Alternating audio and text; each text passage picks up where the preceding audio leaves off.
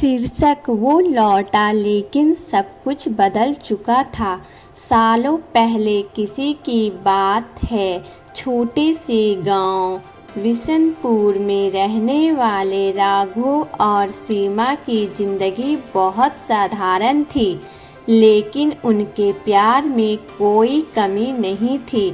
मिट्टी का घर, टूटी चारपाई और 2 वक्त की रोटी, बस यही उनकी दुनिया थी। रघु मेहनती था, लेकिन किस्मत उसका साथ नहीं देती थी। कभी खेत में मजदूरी, कभी शहर जाकर ईंट भट्टे पर काम, फिर भी घर का खर्च मुश्किल से चलता था। एक रात सीमा ने रघु के सामने थाली रखते हुए कहा, तुम शहर चले जाओ रघु, यहाँ रहकर हम कभी आगे नहीं बढ़ पाएंगे। रघु की आंखें भर आई, और तुम्हें छोड़कर कैसे जाऊं? सीमा मुस्कुराई, लेकिन उसकी आंखों में दर्द साफ दिख रहा था। अगर आज नहीं गए तो जिंदगी भर पछताओगे। मैं इंतज़ार करूंगी वो विदाई जो सब बदल गई। अगली सुबह रघु बिना कुछ कहे बस स्टैंड पर खड़ा था, हाथ में छोटा सा बैग और दिल में बहुत बड़ा डर। सीमा दौड़ती हुई आई वापस। जरूर आना, रघु ने उसकी आंखों में देखा और बस इतना कहा, मैं तुम्हें लेने जरूर आऊँगा, एक दिन सब बदल दूँगा। बस चल पड़ी, और उसी के साथ उनकी जिंदगी भी अलग अलग रास्तों पर निकल गई। संघर्ष से सफलता तक शहर में रघु ने बहुत संघर्ष किया। पहले होटल में बर्तन धोए, फिर गोदाम में सामान उठाया, रात को पढ़ाई करता, दिन में काम। कई बार भूखा सोया, कई बार अपमान सहा, लेकिन उसने हार नहीं मानी। धीरे धीरे उसने बिजनेस सीखना शुरू किया, छोटा काम शुरू किया, फिर बड़ा, और एक दिन वो बन गया एक बड़ी कंपनी का मालिक, एक सीईओ।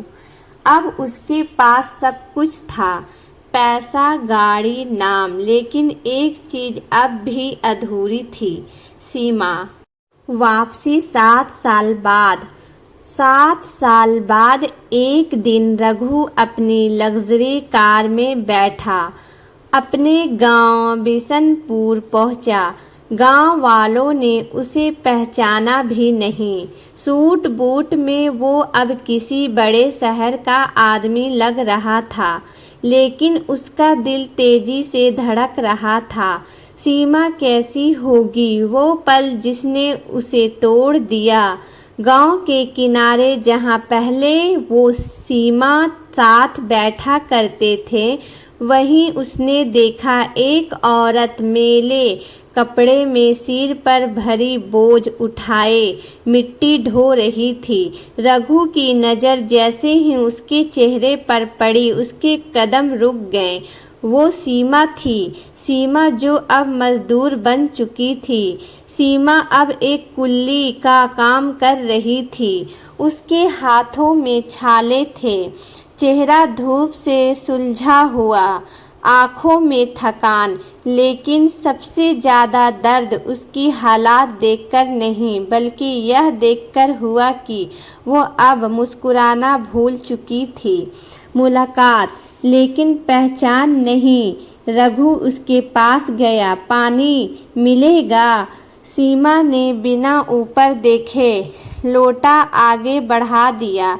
रघु उसे देखता रहा, पहचाना नहीं। सीमा ने सिर उठाया, ध्यान से देखा।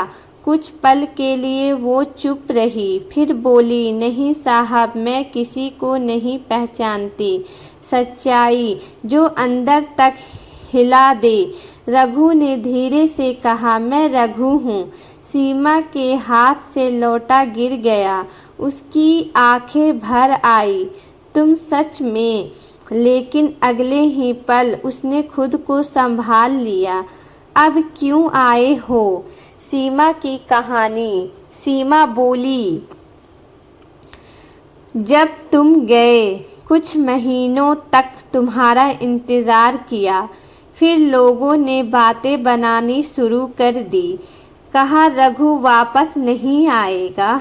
घर वालों ने भी साथ छोड़ दिया और जीने के लिए मुझे ये काम करना पड़ा। मैंने सोचा शायद तुम भूल गए हो। रघु का टूटना। रघु की आंखों से आंसू बहने लगे। मैं तुम्हें लेने आया था, लेकिन जब आया तब बहुत देर हो चुकी थी। मैंने तुम्हें ढूंढा, लेकिन तुम कहीं नहीं मिली। वो मोड़ जहाँ सब बदलता है।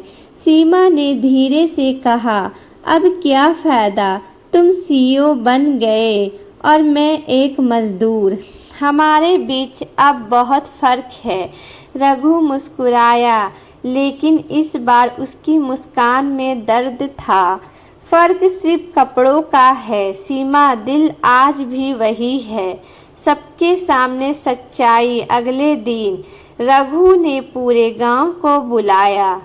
सबके सामने उसने कहा, जिसे तुम लोग मज़दूर समझते हो वो मेरी पत्नी है। मैं आज जो कुछ भी हूँ उसी की वजह से हूँ।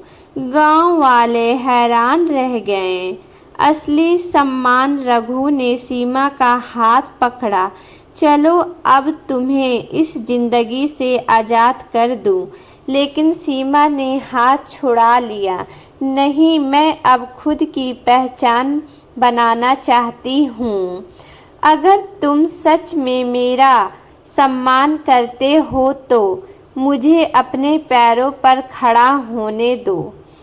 अंत में जो सीख देता है। रघु मुस्कुराया। यही तो मुझे तुममें सबसे ज़्यादा पसंद था। उसने सीमा के लिए गांव में ही एक छोटा बिजनेस शुरू करवाया। धीरे धीरे सीमा ने अपनी मेहनत से खुद की पहचान बनाई। आखिरी लाइन दिल को छू जाने वाली। कभी कभी जिंदगी हमें अलग कर देती है, ताकि जब हम दोबारा मिले तो सिर्फ प्यार नहीं, सम्मान भी साथ हो। अगर यह कहानी आपके दिल को छू गई है तो ज़रूर शेयर करें और ऐसे सच्ची और भावनात्मक कहानी सुनने के लिए नीलू रॉक्स कॉमेडी को सब्सक्राइब ज़रूर करें। फिर मिलेंगे दोस्तों अगली कहानी के साथ। अपना ख्याल रखें और अपने पूरे परिवार के साथ खुश रहें। शुभ रात्रि।